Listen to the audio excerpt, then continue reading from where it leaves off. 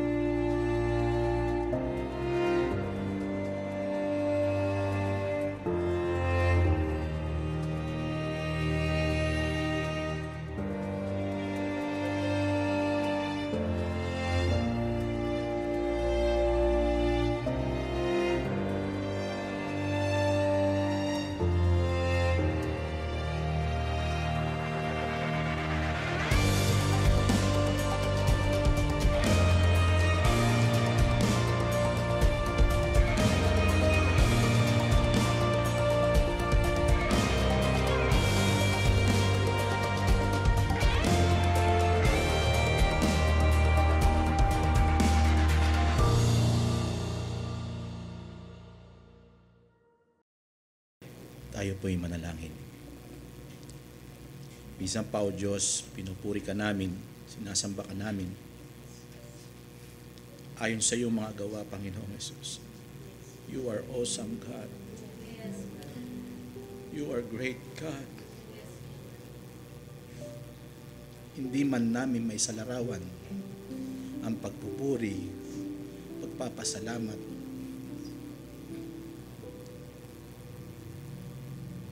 ang mga motibo namin ay sa iyo lamang kami nakatuon, sapagkat walang karapat-dapat sa amin, kundi ikaw ang karapat-dapat tumanggap ng pagluwalhati sa iyong mga kamangha-manghang mga gawa.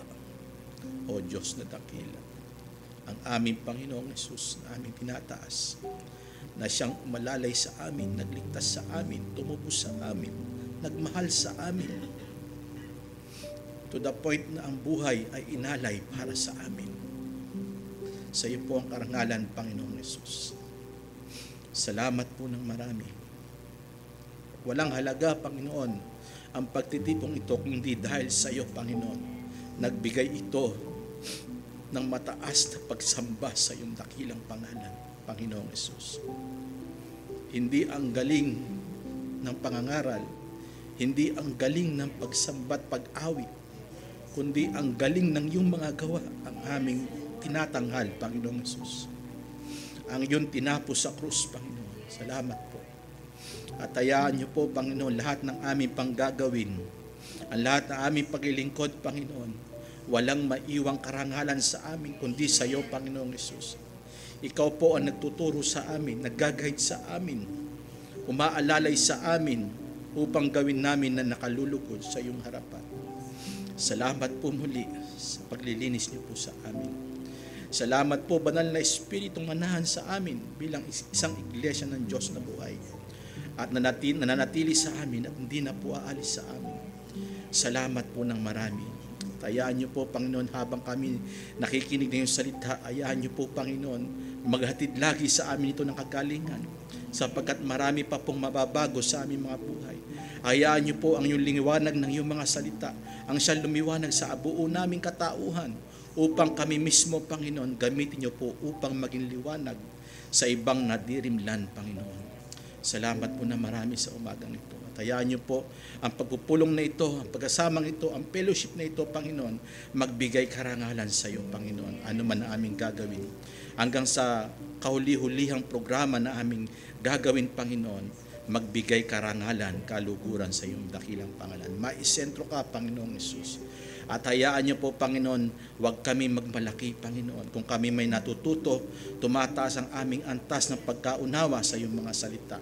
Hayaan niyo pong lagi kami nagpapakumbaba, Panginoon. At makita lagi namin ang iyong karinghal-ringhal na trono na walang hanggan magpakailanman, na dapat ang kalwalatiang maialay para sa iyo, Panginoong Hesus. Salamat po na maraming, at hayaan niyo pong pumayapa kami palagi sa iyong mga salita.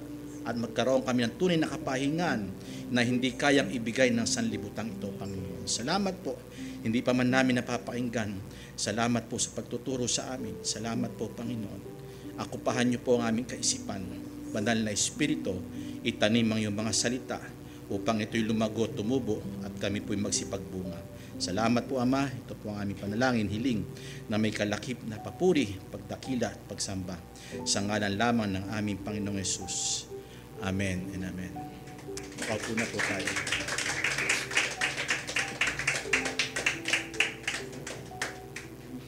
Praise the Lord. Makaupo na po tayo. A blessed morning po sa atin lahat. At masarap ang panahon, sabi nila. Masarap mahiga. Masarap magkape.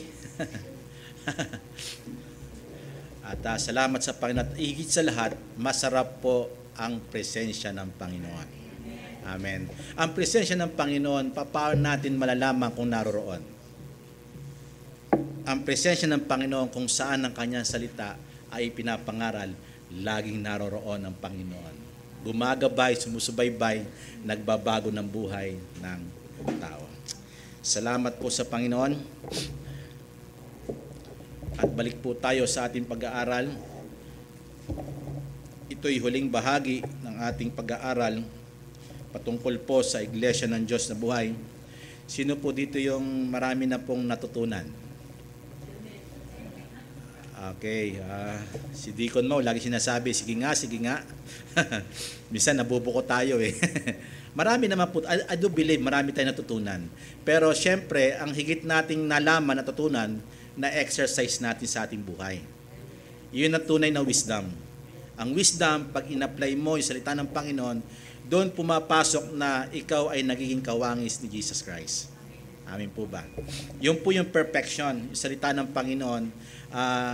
Yung nilalatag na salita ng Panginoon ay unti-unti nating ginagawa at ginaganap. So mapagpalang umaga po sa atin lahat ulit. At balik po tayo, ang Iglesia ng Diyos ng buhay. Ephesians chapter 6 ang pinagkunan po natin yan, pero pumunta po tayo sa Timothy sapagkat ito'y similarity sa pag-aaral natin bilang isang tagapaglingkod sa iglesia. Sabi niyo po, tagapaglingkod sa iglesia. Lahat po ng nagiging Christian, nakakilala sa Panginoon, na born again, hindi po titigil sa ganon. Sila po'y magpapatuloy upang sila'y maging tagapaglingkod sa iglesia. Hindi lamang kami tumatayo dito, kundi kayo rin po pwedeng maglingkod sa Iglesia ng Diyos na buhay. Okay, key verse po natin kapatid. Keywords po pala, gaya ng kawal, ito'y kawal. Ang Iglesia ng Diyos na buhay, hinalintulad po siya, an example po siya sa pagiging kawal. Ang kawal ay laging alerto at may suot-suot na kasuotan. Tignan po natin yan, may nakalagay po dyan, di po ba? Pero yung key verse po natin, buksan po natin sa Ephesians chapter 6 verse 11. Okay, magbihis kayo ng buong kagayakan ng Diyos upang kayo'y magsitibay laban sa mga lalang ng dyablo. Napakaraming devices ni Satan. Na sa totoo lang, mahirap makawala. Kasi even the Christian, Sila po'y napopol doon sa mga devices ni Satan. Kaya nga ang bilin sa atin ng Biblia, ang salita ng Panginoon, magbihis ng buo. Sabi niyo po, magbihis ng buo. Pag sinabi magbihis ng buo, kumpletuhin natin yung ating kasuotan. Huwag natin pababayaan ang ating sarili. Tungkulin natin na lagi natin itong daladala. Sabi niyo po, daladala. Baka minsan kasi nahihiya tayo pagka may ibang tao na tayong kasama. Minsan naiubad natin yung identity natin bilang isang Kristiyano. Huwag naman mangyari po yun. Kasi may gagawin ng Panginoon sa bawat sitwasyon ng ating pagiging Kristiyano at bilang kawal. Amen po ba? Tingnan po natin yung ating 2 Timothy chapter 2 verse 3 to 4. Okay, ito po yung ating topic text na pinag-aralan sa chapter 2. At ito po'y papunta na po tayo sa reflection and application. At dito siya nagsimula, pinag-aralan po natin yan, kaya kinuha ko yung key verse na ito. Makipagtiis ka sa akin ng kahirapan na gaya ng mabuting kawal ni Kristo. Number 1 po ang pagtitiis sa isang Kristiyano. Hindi porket Kristiyano tayo, hindi, kumbaga may sinasabi yung pastor natin dati pa, ang Christianity is not umihiga sa bed of process. Hindi po, may pagtitiis po ang Kristiyano. So iba-iba pong pagtitiis bilang isang tagapaglingkod ng iglesia. Verse 4, ito po ang sasabihin niya, sino mang kawal na nasa pagkakawal ay hindi nakikihalubilo sa mga bagay sa buhay na ito. Unang pagtitiis ay kailangan po niyang gawin sa kanyang buhay, huwag siyang makisama sa makihalubilo sa mundong ito, yung nakikigaya sa takbo ng mundo. Kristiyano tayo bilang kawal, dapat aware tayo na mali ang mga makamundong gawa. Huwag natin itong gagayahin. Kaya manahuhulog ang Kristiyano kasi gaya-gaya system sa world.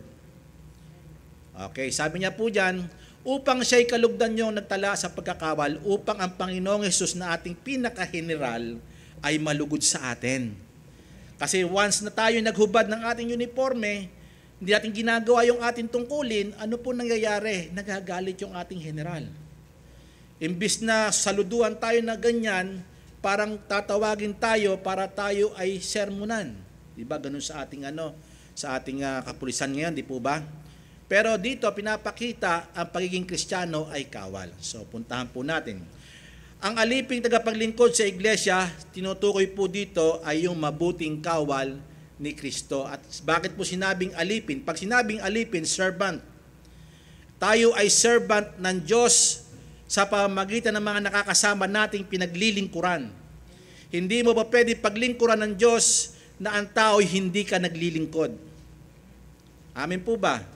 Kasi doon makikita kung talagang ikay lingkod ng Diyos kung naglilingkod ka sa iba. Naglilingkod ka sa kapwa-tao. Amen po ba? Hindi lamang po sa church. Hindi lamang po sa mga Kristiyano. Ipapakita dito sa kauli-hulian nating highlighted conclusion kung gaanong kahalaga ang magiging mabuting kawal. Puntahan po natin, highlighted conclusion. Tayo po ay vessel of honor. Sabi niyo po, vessel of honor.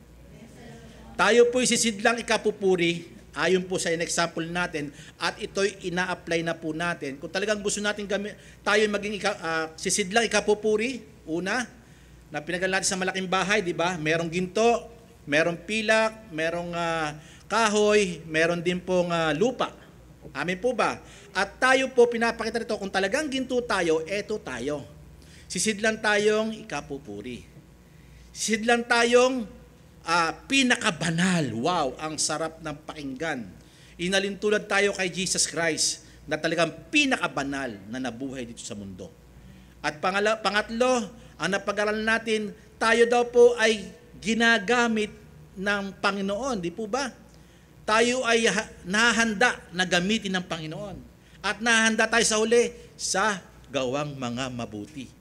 Yun po ay hinanda ng Panginoon sa atin. Una, ang reflection and application sa ating buhay na sinasabi ni Apostle Paul kay Timothy at even sa ating mga Christian, layuan mo ang masamang pita ng kabinataan. Even sa mga matatanda, may mga masasama rin po yung indulgence. Amen. Amen po ba? Even yung drug addiction, lahat ng natin may addiction. Ang mundong ito may addiction na pinapakita para tayo ay magnasa ang ating mga laman. Hindi lamang po sinasabi ni pastor na na porno, mabisyo. Di po ba? Ang dami natin bisyo. Nabanggit ko dati, naalala nyo, may workaholic. Di ba? Sportaholic. Di ba? Puro laro. Di ba? Wala na sa pagiging Christian, nandun na siya, puro laro na. Di ba? Maraming kagustuhan ng laman natin to satisfy our fleshly, yung ating katawan. Hindi po iyon ang dapat. At pangalawa po, pupuntahan po natin mamaya, kaya nga po, Paul prescribe an excellent remedy against youthful lust na binanggit ko po nakaraan. Si Paul, nagbigay siya ng bukod sa sinasabi niyang, ay huwag itong puntahan mo. At kahit papaano, yan ay makapagpapalayo sa iyo ng magandang ginto bilang ikay ginto. Inaalis tayo doon saan tayo dinadala ng turo. Dinadala tayo ng turo saan? Bagkos tayo ay maging banal, sabi ni Paul kay Timothy. At dapat sa pananampalatayang nakagisnan natin ng pananampalatayang itinuro ni Apostle Paul, doon tayo manangan. At pangatlo, pag-ibig. Diba? Naalala nyo nakaraan? At kapayapaan. Amen. Yaan ang remedy para makalayo tayo doon sa mga tawag ng laman. An example, si David ay isang mandirigma. Sabihin niyo po, mandirigma. At bago siya maging hari, lumaban muna siya sa pinakahiganting tao. He is a soldier, pero hindi po talaga tunay siyang soldier. Ang mga kapatid niya ang soldier talaga. Makikisig. At siya'y naging hari, lumalaban po siya, nakoconquer niya lahat. Pero at one time, ano po nangyari sa kanya? Hindi ba't sabi ng mga general niya, huwag ka nang sumama sa amin. Kami na lang lumaban.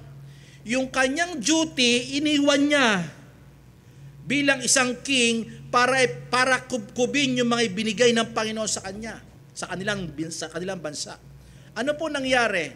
Nagpa-banjing-banjing siya. Sipol-sipol, siguro, ganon. Nakita niya ngayon si Bathsheba. Hello? Ano po nangyari? Nabitag po siya ng kanyang mga mata.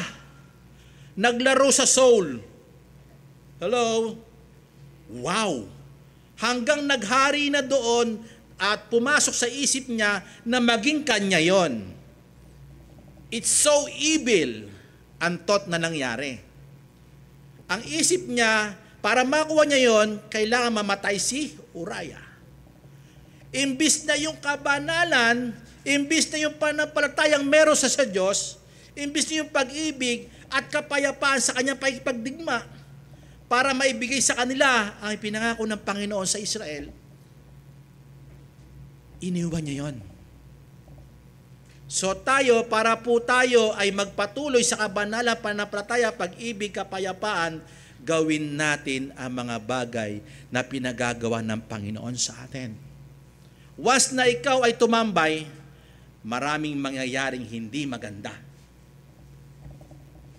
Amen. Magpatuloy tayo sa paglilingkod sa Panginoon. Now, panlima, naiwan ko po ito na nakaraang kapatid, pakilagay po natin. Yung Paul prescribe an excellent remedy against youthful lust. Ito ang dapat napuntahan mo. Nung una, sinasabi niya, wag kang kasi kabataan ka pastor ka nakabataan Kaysa ikaw ay maging maging yung nasa ng laman mo dahil sa kapusukan nito, mahulog ka at yung pangangaral mapabayaan. Amen. Ito, kaysa pumunta ka dyan, dapat ito ang puntahan mo kasi ikaw ay may anointing. Kabanala, pananampalataya, pag-ibig, kapayapaan, at ang panlima, pagsama saan? Pagsama sa mga mananampalataya, puntahan po natin kapatid yung verse dyan, yung verse 22. Napakaganda po niya ang verse 22 na yan. Sa 2 Timothy po tayo. Balikan po natin yung sinasabi niyan. 2 Timothy chapter 2 verse 22. Datapwat layuan mo masamang pita ng kabinataan. Yung po yan. Bagkos ay sundin mo ang kabanalan, sundin mo ang pananampalataya, sundin mo ang pag-ibig, sundin mo ang kapayapaan. At ang panlima, Ano sundin mo? Pumunta tayo saan? Sa mga tinawag ng Panginoon. Sa mga lingkod ng Diyos ang makasama natin. Ang tanong, sino ang lagi nating kasama?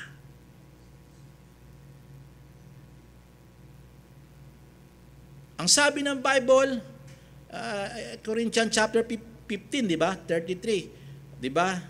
Evil communication corrupt good manners. Pag nakikisama tayo sa masama, sisirain ang ating mabuting ugali. Amen po ba? Kahit Christian na tayo, mahahawa tayo kasi kailangan natin mag-in sa kanila eh. Gagayahin natin ginagawa nila para tayo in. Di po ba? Amen po ba? Umiwas na po tayo.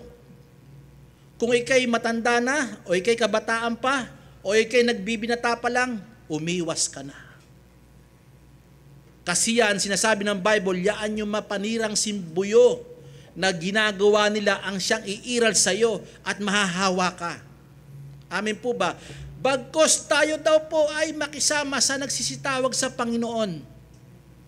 Pumunta tayo sa mga Kristiyanong kapatiran.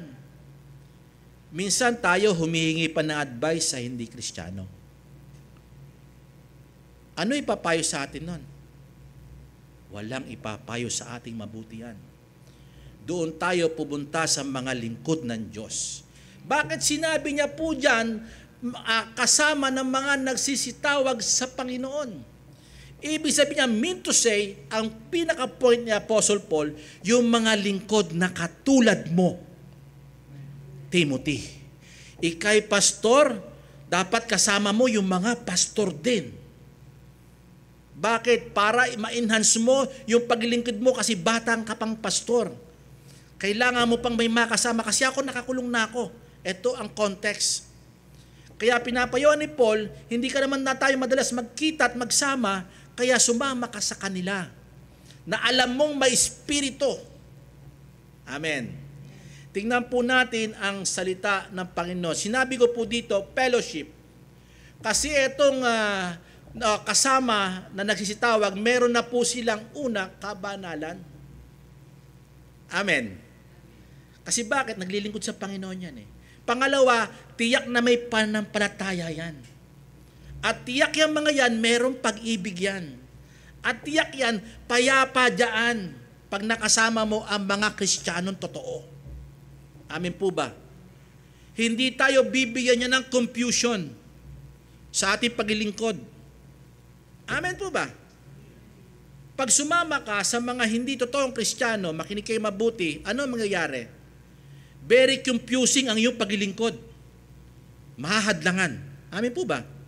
Kaya ang pupuntahan mo, yung mga taong totoong nagsisitawag sa Panginoon. Ang sabi sa Proverbs chapter 13 verse 20, kapatid, pasuyo nga po ako. Ayan, lumakad ka nakasama ang mga pantas na tao. Mean to say, yung sinasabing pantas dyan, yung mga may alam sa salita ng Panginoon. Mga elder po yan sa kanilang, sa Israel. Yung mga tagapagturo po sinasabi niya po dyan, yung mga may wisdom. Yung mga may aral na salita ng Panginoon, yung sinasabi niya po dyan. At ikaw ay magiging pantas, magiging marunong ka. Kasi bakit? Marami na ba tayong alam? Meron na, pero dapat madagdagan pa. Kung hindi ka kasama sa mga taong may alam sa salita ng Panginoon, ano mangyayari sa iyo? Magiging stagnant ang Christian life mo. Ibig sabihin, magiging parang walang paglago, walang progress. Kaya nga kailangan natin makipag-apoy doon sa mga may apoy. Amen po ba? Ngunit ang kasama ng mga mangmang ay mapapariwara. Pag kahit marunong ka, sumama ka sa mga walang anong kaalaman sa salita ng Panginoon, anong mangyayari? Masisira yung mga kaalaman mo. Magagaya mo yung kanilang kamangmangan. Amen po ba? And Proverbs chapter 27 verse 17, gustong-gusto, dinagdag ko po ito. Ang bakal ay nagpapatalas saan? Kapwa bakal. Take note, makinig kayo, mahalaga po ito. Gayon ang tao ay nagpapatalas sa mukha ng kanyang kaibigan. Ang tanong, sino ang iyong kaibigan? Kung ang kaibigan mo ay totoo ay Panginoon, di po ba? Isa lang naman kaibigan natin ng Panginoon, di ba? Pero dapat kasama natin yung mga nagsisitawag sa Panginoon, yung mga Kristiyanong tao. Amen. Kasi bakit? Pagka Kristiyano kasama mo, ang nangyayari po dito, nagkakaskasan kayo, di ba? Yung tumatalim yung kaalaman mo, tumatalim din yung kaalaman niya. Ano nangyari? Pagka kayo nakasagupa ng mga mangmang, makinig kayo mabuti, sila rin po ay dudunong. Pero pag wala kang kasama, makinig kayo mabuti, paano ka tatalas? Si Jesus Christ tumawag ng mga apostol 2 by 2. Hindi po niya pinaghiwa-hiwalay ang mga apostol. Pero pag nagsasama-sama sila, meron silang fellowship. Pero dalawa-dalawa po sila na humahayo. Kasi bakit? Yung gift na ibinigay ng Panginoon sa kanila, habang sila'y nagsasama, kumakaskas at tumatalim. Tumatalim. Parang Bisaya, tumatalim. Tumatalim.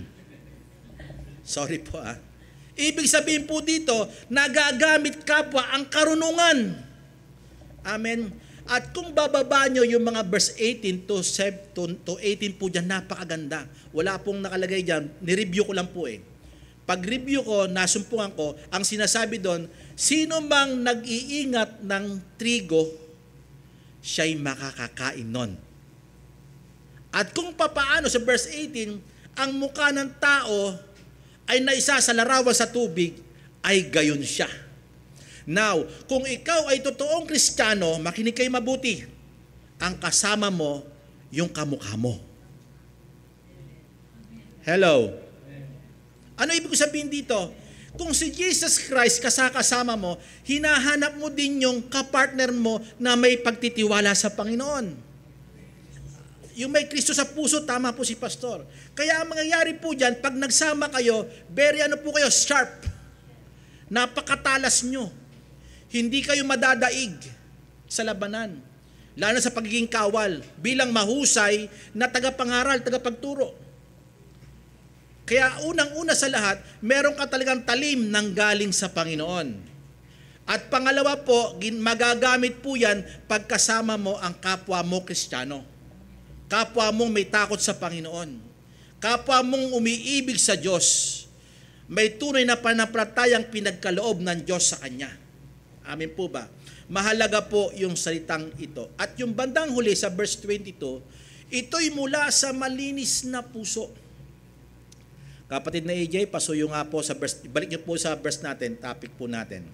Ang sabi po sa verse 22, kasama ng mga nagsisitawag sa Panginoon na may pusong, mula sa pusong malinis.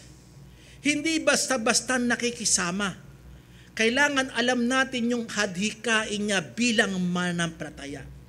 Punong-puno ng kalinisan. Punong-puno yung budhi niya ng matuwid na paglilingkod. Na walang itinitira sa sarili kundi maglingkod sa Panginoon. Yaan yung masarap kasama. Di ba, Pastor? Pag nakatagpo po tayo niyan, nako po, parang napakapalad natin. Hindi po swerte, napakapalad natin. Bakit? Binigyan tayo ng Panginoon ng kapartner. Ituro nyo po yung mga kasama nyo. Partner kita, sabi nyo.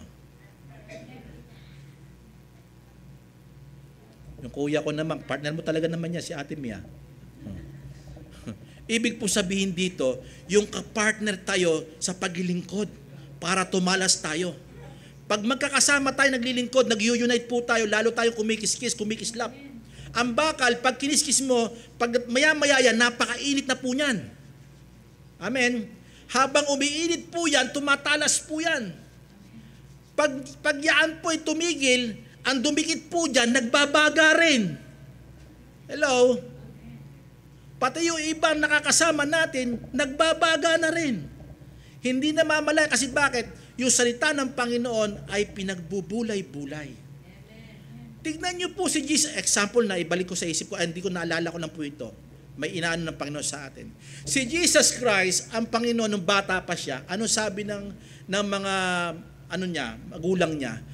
Bakit ba ikaw ilang araw ka na namin hinanap? Saan ang tagpuan ng Panginoon? Sa templo, 12 years old. Nakikipagtalastasan sa may mga aral na salita ng Panginoon. Yung Old Testament, pinag-aaralan nila, pinapaliwanag niya. Ano nangyari? Tumatalas siya at yung mga taong nakikinig sa kanya, namangha ang tao sa kaalamang meron siya. Bakit? Gusto niya sumama saan? Sa mga may alam sa salita ng Panginoon. Amen? Kaya yung mga nangyari yun, para nagulat ang lahat sa kanyang karunungan. Ngayon, tayo, yung meditation natin, yung oras natin, 5 minutes. Lord, okay na po yung 5 minutes na ako nagbasa, pero hindi mo naintindihan. Ang meditation na sinasabi sa Bible, ito'y patuloy mong ninanamnam. Anong pagkakahulugan? Kasi doon ka bubuksan ng Panginoon. Amen po ba? Idinadigest mong mabuti ang salita ng Panginoon. Kaya pag ikay kasama na ng mga kapatiran, ikay maalab at maalam. Amen po ba? Magtataka kayo, bakit maraming alam ang mga Kristiyano? Kasi bakit? Dahil buhat sa malinis na puso. Sila'y laging hinahanap yung linis ng Panginoon. Yung kadalisayan ng Panginoon. Sige po, ipalakpak niya sa Panginoon. Dahil yung dalisay niya salita ang magbabago sa atin at magpapatalas sa atin para ang iba'y makinabang sa atin. Amen po ba? Mahalaga po siya. Pangalawa, at una kasi, layuan mo masamang pita ng kabinataan o katandaan na sinabi ko. Mula sa pusong malinis, 1 Timothy chapter 1 verse 5. Okay. Ngunit ang kinauuwian ng bilin ay ang pag-ibig na nagbubuhat sa malinis na puso. Hindi mo kayang umibig ng totoo kung walang dalisay na pusong ibinigay ang Diyos sa atin para makapaglingkod sa iba. Amen po ba? At ang sabi niya rito, buhat sa malinis na puso at sa mabuting budhi at sa pananampalatayang hindi paimbabaw. Nagulat ang mga Pariseyo at mga Saduseyo nang ang Panginoon ay nangaral. Kayo mga mapagpaimbabaw! Bakit? Kayo gusto nyo, pinupuri kayo ng tao, nandiyan kayo sa mga kanto, lansangan, nangangaral. Pero hindi kayo makapagbuhat man lamang. Hindi man lamang kayo makapaglingkod sa tao. Alam nyo na may nangangailangan, hindi nyo tinulungan. Yun ang ibig sabihin ng Panginoon. Kay gagaling nyo mangaral. Puro paimbabaw. Amen po ba? Yun yung sinasabi ng Biblia. Dahil sa pag-ibig na nasa atin, dahil sa mabuhat sa malinis na puso, na mabuting budhi na pananampalataya. Kasi po yung pananampalataya ay regalo. Regalo ng Diyos, kaya napakabuti yan. Pag iyan po'y na-expose at pinagamit mo sa Panginoon. Pag na-expose po yan, hindi mapipigilan ang budhing malinis na dadaloy even sa ibang tao. Amen po ba? Puntahan po natin ang pangalawa. Kundi, tanggihan ang usapang walang kabuluhan. Pumunta ka dito, sabi niya, layuan mo yan, yung masamang hilig ng kabinataan, dahil ito dapat kabanalan, pananampalataya, pag-ibig, kapayapaan, at pagsama sa mga mananampalataya. O mean to say, sa mga totoong Kristiyano na may malinis na budhi. Pangalawa, dahil dapat natin tanggihan ang usapang walang kabuluhan, pangalawang beses itong sinabi ni Apostle Paul. Una, sinabi ito ni Paul, tagubilin kay Timothy para sabihin sa iba. At ito, directly sinasabi ito sa kanya. Una, tagubilin niya, nasabihan yung mga tinuturuan niya. Etong pangalawa pagkasabi na ito, sinasabi ito para sa kanya. Hindi po pwedeng ikay nagtuturo sa iba na hindi mo ito ginagawa. Yun ang sinasabi ni Apostle Paul. Tanggihan ang usapang walang kabuluhan at kahangalan. Verse 23, basahin po natin. Verse 23, ngunit tanggihan mo ang usapang walang kabuluhan at hangal. Kasi yung usapang walang kabuluhan, hangal po yan. Okay, mahalaga po yan. At dito pinapakita na dapat umiiwas ang mga lingkod ng Diyos, mga tagapagturo o alipin ng Diyos sa tagapaglingkod sa iglesia, at siya po'y kawal ng Diyos, dapat siya ay lumayo sa mga usapang walang kabuluhan. Dahil ito ay kahangalan. Mahalaga po ito. In 1 Timothy chapter 1 verse 4, babalikan po natin yan. 1 1 Timothy chapter 1 verse 4, ni huwag makinig. Ito, maganda po ito. Bago niya sinabing chapter 2, 2 Timothy, dahil sa unang sulat, meron na siyang binigay na dapat natin layuan. Hindi lamang yung mga malalaswang usapan, kundi hindi rin yung pangangaral lamang, kundi ito. Na huwag makinig sa mga kata at mga kasaysayan ng mga lahi na walang katapusan. Marami nabibihag dyan. Ay ako, lahi ako ni ni ganito Payabangan yan Nawawala yung kabuluhan. Amin po ba? Hindi ako, galing ako sa lahi ng mga mga royal family. Wow. Sige, ikaw na. Diba? Ganun na mangyayari. Bakit? Puro kayabangan. Amin po ba? Amin po ba? Ako nga, ang galing ko sa construction, di ikaw na. Diba? Ako, galing kong magano Ang galing kong gumawa ng mga kata-kata di ikaw na. Iwasan mo na. Amin po ba? Ang sabi niya po rito, huwag makinig sa mga kata. Sabihin kata, gawa-gawa. Amen. Na kasanayan ng lahi na walang katapusan na pinanggagalingan ng pagtatalo. Ibig ng politiko, nagtatalo dahil sa mga angkan-angkan nila na mas magagaling sila. Kami, attorney kami. Ang lahi namin, puro attorney. May judge pa kami. Kaya dapat nyo kami iboto. Iboto. Diba? May kasama ba ang Kristiyano doon? Kasi bakit? Pagka kinontra mo yon, ano mangyayari? Pagtatalo. Amen. Lahi ako ni magsaysay. Ako po, lahi po ako, hindi makapagsaysay. Ikaw na lang ang magsaysay. Di ba mga ganon? Kasi bakit payabangan, i-give mo na. Iwasan mo na. Amen po ba? Kasi dapat, alam nyo, ang Panginoon pumipili ng mabuti. Saan? Sa pinakamaliit. Ibig sa maliit na lahi, pinausbong ng Panginoon ang tagapagligtas. Kasi masyadong mababa. Amen. Kaya tayo wag makipagtalo. Punta ka sa amin, nakipaglaban tayo. Sige, magaling ka pala. Sabi niya, pinapangaralan mo lang naman. Punta ka, harapin mo yung aming ministro. Hindi. No chance. No chance. Kasi bakit? Ang hanap nun, makipagtalo. Amen. Hindi makikinig sa katotohanan yon. Ang hangad nun, pahiyain ka. Magkapahiyaan. Amen po ba? Kaya iniiwasan nyo ng mga totoong lingkod ng Diyos. Kasi bakit? May malinis silang budhi. At hindi sa pagkakatiwalang mula sa Diyos na nasa pananampalataya. Kung walang pananampalataya dyan, bakit tayo makikinig dyan? Kung pagtitibay ang ating pananampalataya, go on. Bakit? Para sa Panginoon yan. At para sa pananampalataya, lumakas tayo, kaya kailangan nating makasama sila. Amen. Pero pag hindi na kayo pagbibigay ng pagpapataas ng pananampalataya kay Jesus Christ, wag na lang. Amen. Layuan po sila. At ang sabi niya, gayon din ang mga gayon din ang ipinamamanhik ko ngayon. Ibig sabihin, pinapakita niya, yan na gawin ninyo. Timothy, gawin mo yan. So, mahalaga po yan. Bakit po? Sa verse 23, may sinasabi po doon, ibalik po ulit natin, kapatid, pabalik-balik po ako. Okay, verse 23, ibalik po natin. Pagkat nalalaman natin, yamang nalalaman natin ang namumunga ito ng pagkatalo. Meron ka ng kaalaman bakit ka pa pupunta doon sa pakipagtalo na mula sa angkan? Pero may nananalangin na, pag-pray mo nga yung pagkain, simula angkan, pinag-pray na Hindi na natapos. Diba? Tayo kumain na nga, kanina pa yan na nagpe-pray. Diba? Lahat na ng angkan, pati si Abraham, si Jacob, binanggit na.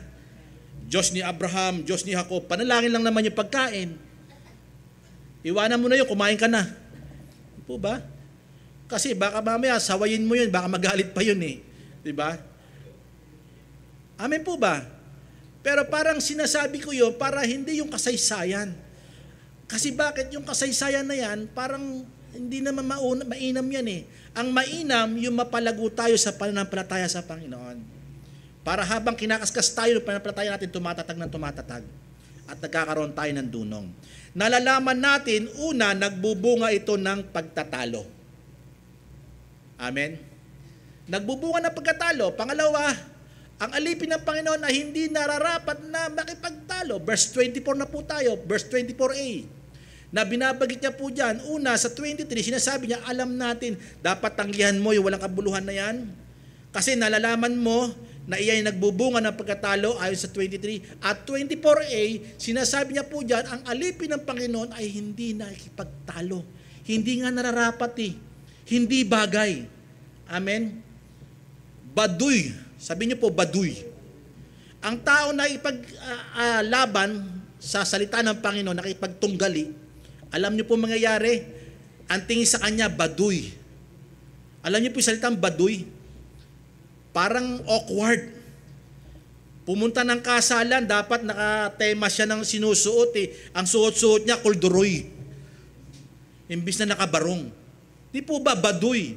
Ang totoong lingkod ng Diyos, hindi nakipag-away, nakipagtalo. Ipinagtatanggol mo sa salita ng Panginoon, pinaglalaban mo siya, pero hindi sa pakipagtalo. Amen.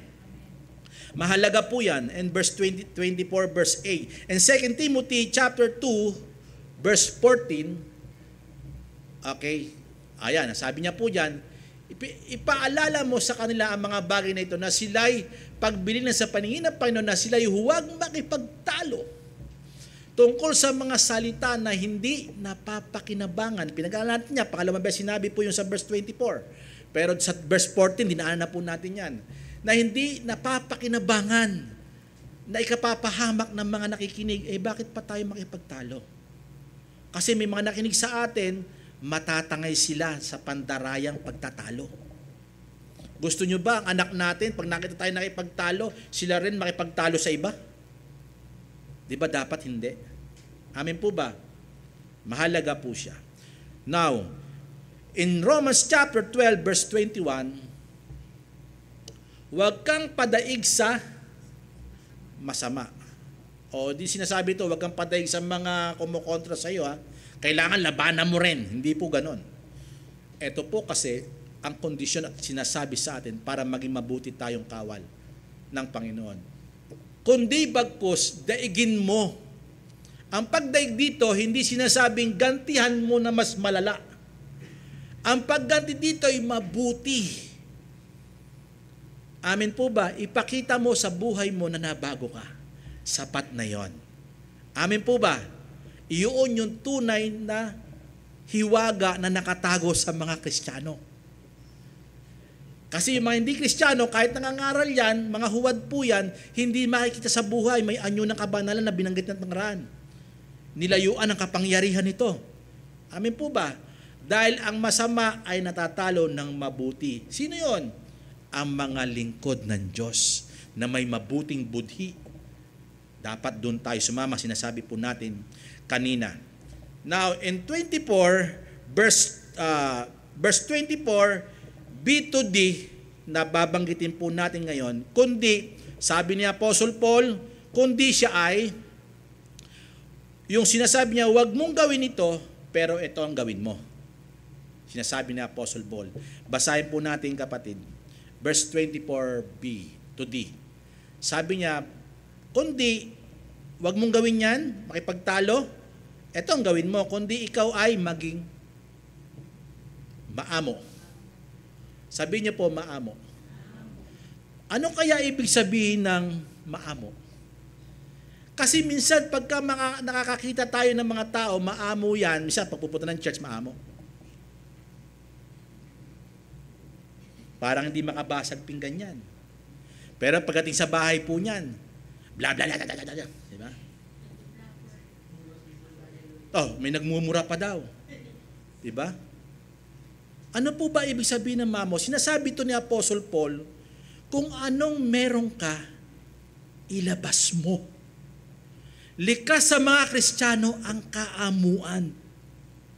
Kasi bakit? Gold tayo eh. Ito yung highest degree, makinig kayo mabuti, highest degree po ito ng pagiging Kristiyano. Yung kaamuan. Si Jesus Christ, kahit anong gawin sa kanya, napakaamo na mukha, kahit pinaparusahan. Amen.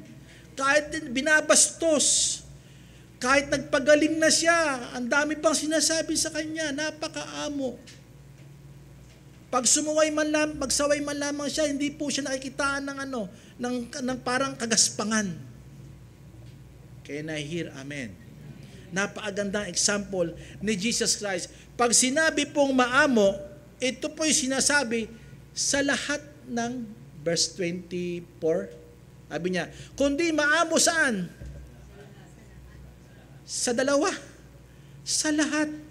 Ibig sabihin, sa lahat ng aspeto ng buhay mo, sa lahat ng sitwasyon ng buhay mo, maamo ka. Makinig kayo na ito po, gusto ko po kasi ito, highlighted po ito. Dito makikita kasi ng tao kung ang langit ay kausap niya o impyerno.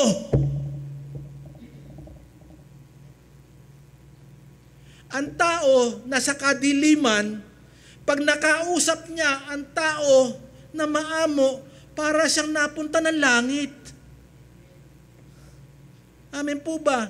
Si Jesus Christ, nagkatawang tao para ang kadiliman ay mahayag para makita ang ilaw na siya yung ilaw. Amen po ba?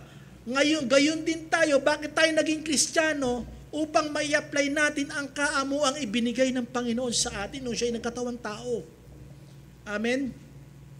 Yung maranasan ng kapwa natin, hindi nakikipagtalo tayo, di po ba? Umiiwas tayo. Ano mangyayari? Makikita yung kaamuan natin. Amen po ba? At ang sabi ko dito, kaya binanggit ko nung nakaraan, yung for the kingdom of God is not of meat and drink, but the kingdom of God is righteousness, peace, and joy of the Holy Ghost. Pag may banal kang espiritu, masisilayan sa iyo ang pagka-Diyos. Ang sarap siguro nun, no? May isang senaryo sa Bible, gusto ko tapusin po ito, kahit mag-extend ako ng kahit mga 10 minutes siguro. Makinig kayo mabuti, sa Old Testament, may nangyari po si Jacob at si Esau. Nagkahiwalay po sila, di po ba? Dahil tumakas si Jacob. Kasi hinahunting na siya ni Esau. Gusto siyang saktan. Kasi bakit? Inagaw niya yung blessing na dapat sana kay Esau. Dinaya niya si Isaac dahil matanda na.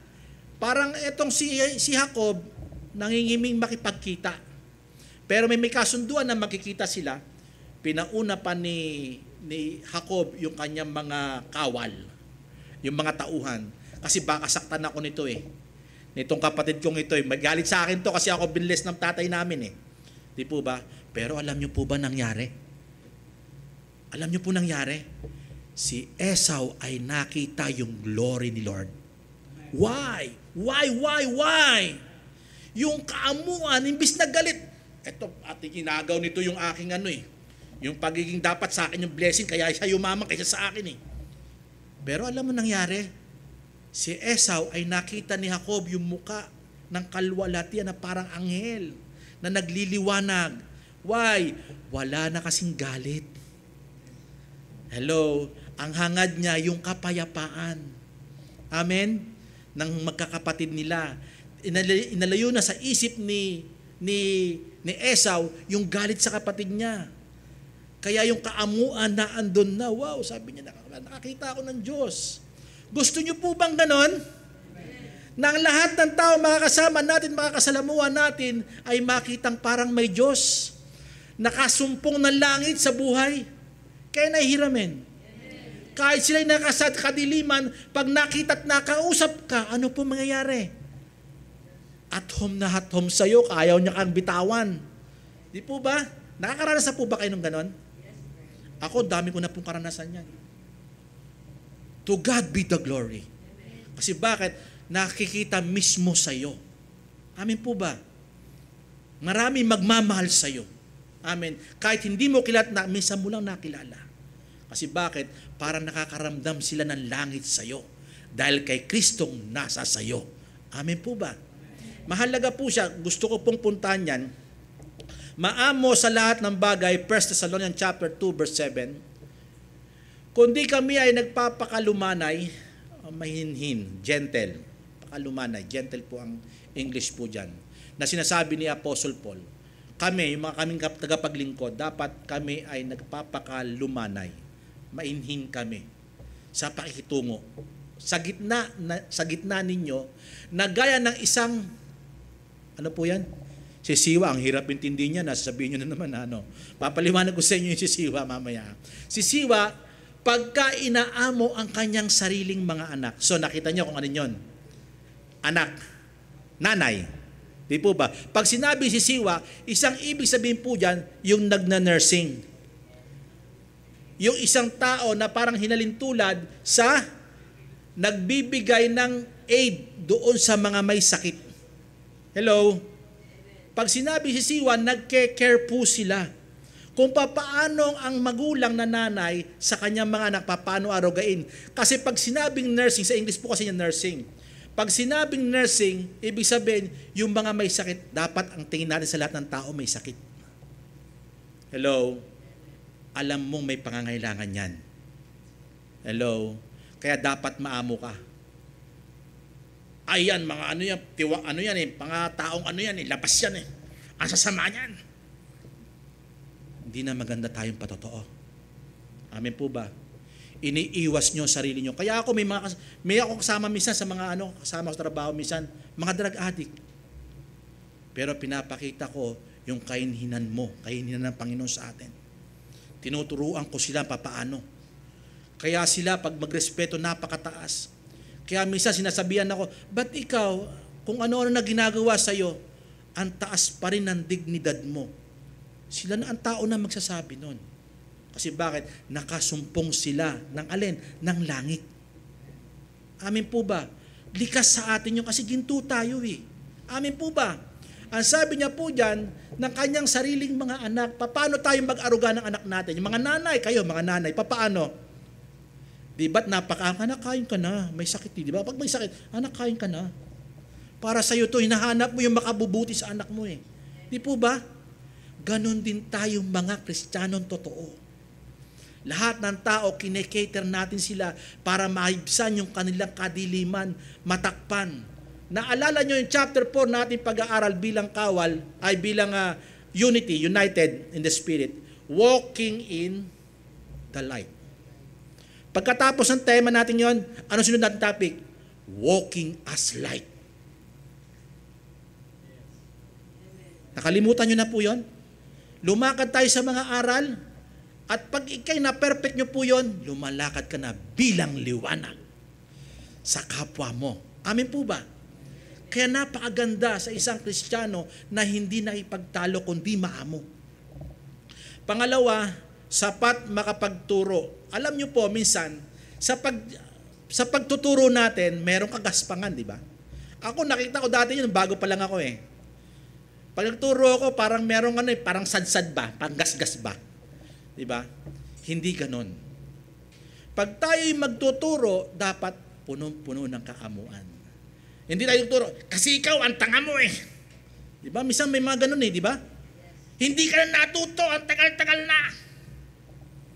Ang tigas ng ulo mo kasi ito, ang salita ng Panginoon. May salita naman ng Panginoon, pero ang gaspang.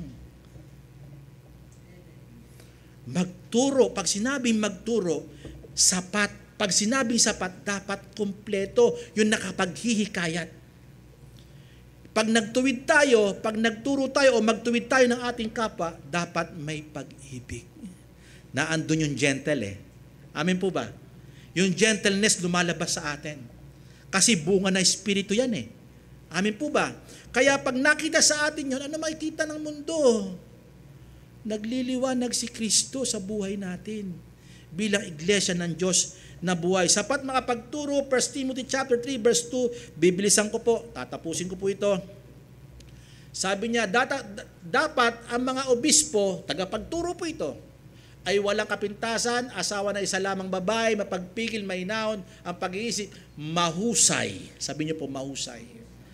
Nagpapatuloy at huling-huli, sapat na makapagturo. Pag sinabing sapat, siya po ay wala po siyang hinahangad, kundi ay kabubuti ng kanyang tinuturuan. Hindi siya magtanggap ng aim para siya ay papurihan, kundi bigyang kaluguran ang kanyang Panginoon na pinaglilingkuran para yung tao ay maiharap sa Panginoon. Amen po ba? In Titus chapter 1 verse 9, ito po ang sabi, Nan manangan at sa tapat na salita, pag sinabing nananangan, ang pinagkukunan mo ay yung salita ng Panginoon. Pag ikay nagtuturo, ang dapat mong ginagamit, Word of God, not twisted the Word of God, but the absolute truth of the Word of God. Walang bahid na maling katuruan, but in contextual na iyong ituturo. Huwag tayo magpapayo na hindi contextual.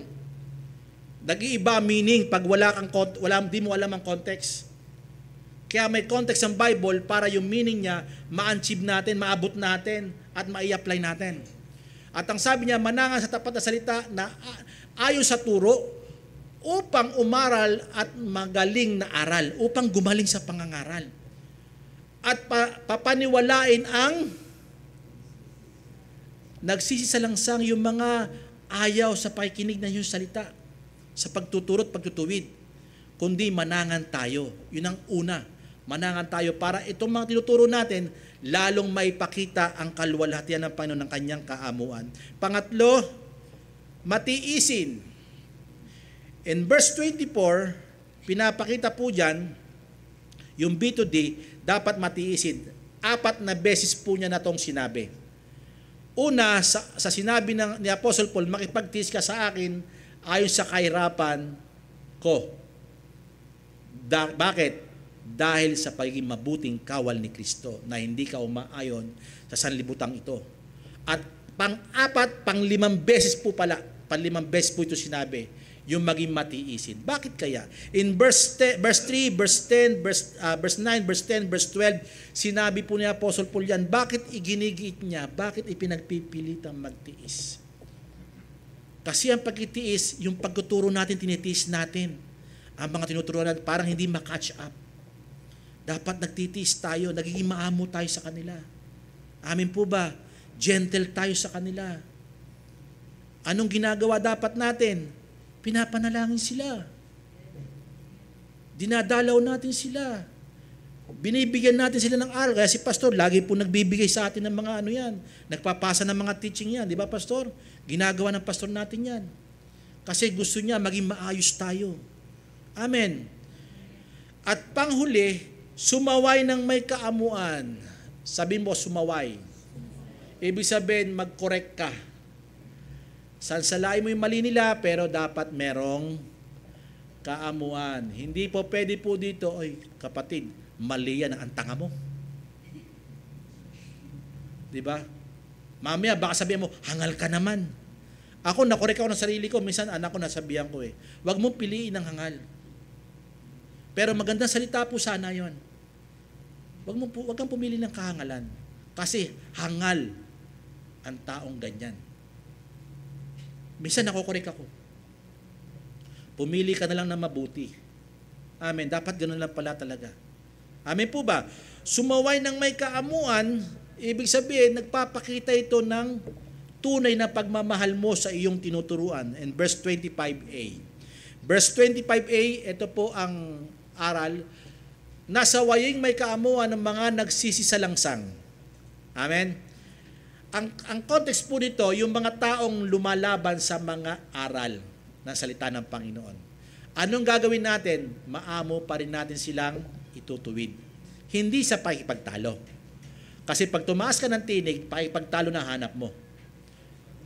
Ang salita na malumanay, nakapapawi ng galit. Di po ba? Proverbs. Ang taong gustong makipagtalo sa'yo, ano hanap niyan? Di ba? Parang away. Di po ba? Pero kung ikay maamo, nakikita niya sa'yo, bababa po yan. Magpapasakop po sa'yo yan. Magpapasakop sa salita ng Panginoon yan. Bakit? Nakita ang kaamuan mo. Nakita ang kaamuan ng mga kawal. Nakakita na po ba kayo ng kawal na maamo? Pero mabagsik sa kaaway. Amen. Pag nakitungo sa kapwa niya na mga pinoprotektahan niya, oh sige, dito ka. Di ba, may mga aid pa nga silang dala. Pero pag bakbakan na, lalaban po yan. Amen. Dapat ganoon ang Kristiyano. Amen po ba? Kay Satan, lumalaban tayo. Papaano? Dinudurog natin siya. Pero sa mga kapatiran, sa ibang tao, minamahal natin sila. Kahit nagsisisilangsang sila, may kaamuan tayo. Kasi ang kalaban natin, di naman sila eh. Yung mga nakipagsalangsang sa atin eh. Ang kalaban natin, yung naghahari sa kanila na ang dyablo. Amen. Kaya dapat magpakita tayo ng kaamuan. Notice verse 25b to 26. Ito po ang sabi. Matatapos na po ako. Baka sakaling sila'y pagkalooban ng Diyos ng pagsisisi. Ang ganda pala nito. Para kung ikaw daw ay maamo at kung ikaw daw ay mahusay magturo, sapat makapagturo, at matiisin ka kahit ginagawang ka, pinipersecute ka, gaya ng Panginoon, pinipersecute, at sinasabi dito, ikaw daw ay sumasaway ng may kaamuan. Ipinapakita dito na ikaw mismo ay nakikita yung glory ni Lord. Baka sakaling mapagkalooban ng Diyos, kaya ang chance nito, kung gagawin mo sa lahat ng tao, na sinasabi natin, maamo sa lahat, ibig sabihin, mananampalataya at hindi mananampalataya. Kaaway mo o hindi mo kaaway, dapat maamo ka. Kasi baka sakaling yun na pala ang pagkakataon ng Diyos para kilusin sila sa pagsisisi. Magbalik na pala ang loob nila sa Diyos. Ay may mga ilan naman dyan, di magbabalik sa loob ng loob ng Diyos eh. Bakit? Sila talaga sa kapahamakan. Pero ito na yung chance para sa lahat, gawin natin na maging maamo tayo. Kasi bakit? Kung pagkalooban sila ng Diyos sa pagsisisi, malalaman nila katotohanan. Bakit? Ginamit kang vessel ng Diyos. Amen? Para sila'y magbalik loob. Paano kung marahas ka? Marahas ka magturo sa iba. Ang chance ng Panginoon, parang babantulot na gawin na sila'y iligtas sa pangangaral. Kaya ang mangyayari, iba na lang gagamitin ng Panginoon yung maamo. Sayang naman, nandiyan ka na. Amen? Nandiyan ka na, dapat gawin mo na. Pagbutihin na natin. Amen po ba? Sumaway ng may kaamuan dahil dito, ang bunga nito, kaya highlight conclusion po ito, ang bunga nito dahil ang Diyos pag kumilos sa mga tao yan, ikaw kasi ang gagamitin. At para malaman nila ang katotohanan, na sila pala ay hindi totoo, ang totoo pala ay nasa sa atin. Bakit? Dahil sa kaamuang ibinigay ng Panginoon sa atin. Verse 26, matapos na po ako, at sila'y makawala sa silo ng ang mga tao palang ito nasa silo ng dyablo, kaya pala sila gusto makipagtalo. Masasama sila kasi bakit? Sila'y nakukubkuban ng kadiliman na si dyablo. Papaano kung tayo magaspang sa kanila, lalo silang makukubkob. Yan ba, Kristiyano? Hindi na ako magsisimba. Di ba? Minsan lang ako nakarating dyan eh. Mga ganon, di ba? Nakasalamuha mo, minsan sa trabaho. Nalamang Christian. Christian pala yan. Ba't ganyan magsalita sa akin ang sama? Di ba? Kapano sila makakawala hasilo? Ikaw pala ang gagawing susi ng Panginoon para makawala sila sa bitag ni Satan, sa pagkakakulong sa kanila. Kaya nga sinasabi ko, parang langit ang natagpuan nila. Kasi doon kikilos ang Diyos. Na bumibigay sa kanila, sa kanilang kalooban. Ibig sabihin, meron silang sariling kapasyahan. Bakit? Madilim ang kapasyahan nila. Amen po ba? Dahil sa sarili nilang kadiliman na nasa kanila. Pero kaya silang palayain ng Panginoon, magpagamit tayo. Maging maamo tayo sa lahat. Sapat makapagturo. At maamo po tayo na sumasaway sa kanila, nagtutuwid sa kanila. Matiisin tayo na may kaamuan. Meron po kasi nagtitiis na hindi maamo eh. Di ba? Ang tagal naman. Di ba? Galit na. Di ba? Makikita mo ang kaamuan sa pagtitiis. Naandun makikita ang tunay na larawan ng Panginoon. Pag may tinitiis ka na sa buhay, kung ikaw pa ba'y gentle, ikaw pa ba'y maamo. Now, in conclusion, Romans chapter 12 verse 18, basahin po natin. Gusto ko po ito matapos kasi sa Sunday, tayo anniversary na po natin, di po ba? So tatapusin po ito, ayoko magkaroon ng agtaw. So give me mga 2 minutes more pa po. Kung maaari, ayon sa inyong makakaya, sabihin niyo po, ayon sa inyong makakaya. You know what? Christian has the ability and desire to do the will of God. Meron na po tayo. Exercise lang po natin. Kung maaari, ayon sa inyong makakaya, merong kakayahan, meron tayong desire, ay magkaroon kayo ng kapayapaan sa lahat ng tao. Alam niyo po ba, pagka ang tao nakasumpong ng taong ganito, aaraw-arawin ka nito. Gusto ka makasama nito. Kasi bakit? Parang merong something sa'yo na gusto kong makita.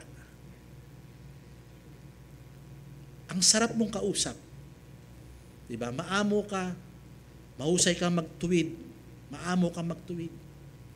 Dapat hanggat maaari sa ating makakaya, magkaroon tayo ng kapayapaan saan? Sa lahat. Kahit doon sa mga nagkikipagtalo sa atin, may kapayapaan tayo sa kanila. Alam niyo, sa trabaho ko, may mabigat po akong doon. Sitwasyon, alam ni Mami po yan. Pero nakita nila sa akin, hindi ako naipagtalo. Sila may kasalanan, sorry po, pasensya na po. Kasi ayaw tumanggap ng ng pagkakamali. Sorry po. Bandang huli, sabi niya, pasensya ka na. Nakita niyo siguro sa akin yung parang hindi ako makipag kahit mali sila. Alam nila may mali sila. Ano nakikita? Ang kapayapaan sa lahat ng tao. Yaan man ay payapang tao o yan ay magulong tao, dapat maghari sa atin ng kapayapaan sa kanya. 1 Timothy chapter 2 verse 1 to 4, kundi ito ang dapat nating gawin sa lahat ng tao. Una-una nga sa lahat ng mga bagay ay inaaral ko na manaing na manalangin dapat na gawin ng mga totoong tagapaglingkod.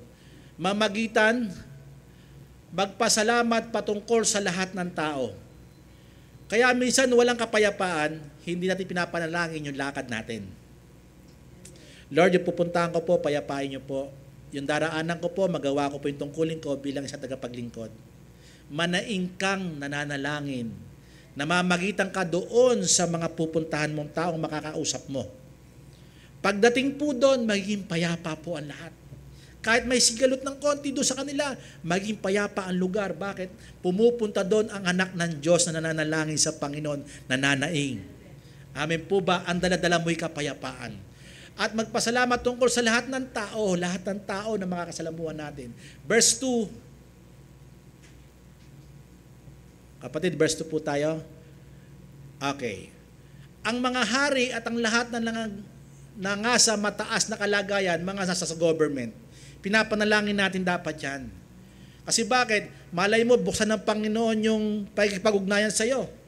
Mapunta ka sa kanila, may papangaral mo salita ng Panginoon. Upang kayo'y mga buhay ng tahimik at payapa sa buong kabanalan at kahusayan. Verse 3, kita nyo, pag nananalangin tayo sa ating community at sa ating bansa, pag pumunta ka doon, maayos na. Settled na lahat. Ang paglilingkod mo na lang ang hinihintay doon para lumiwanag si Kristo. Amen po ba? Ito'y mabuti na kalulugod sa paningin ng Diyos na ating tagapagligtas. Verse 4. Verse 4 po kapatid, para makita natin ang kagandahan nito. Na siyang may ibig na ang lahat ng tao ay maligtas. Yung pala ang purpose. Kung bakit kailangan kang manalangin, magpasalamat, manaing kang manalangin, nagpasalamat, ang mga leaders at sa community pupunta mo sa lahat ng tao, ito pala ang gusto ng Panginoon.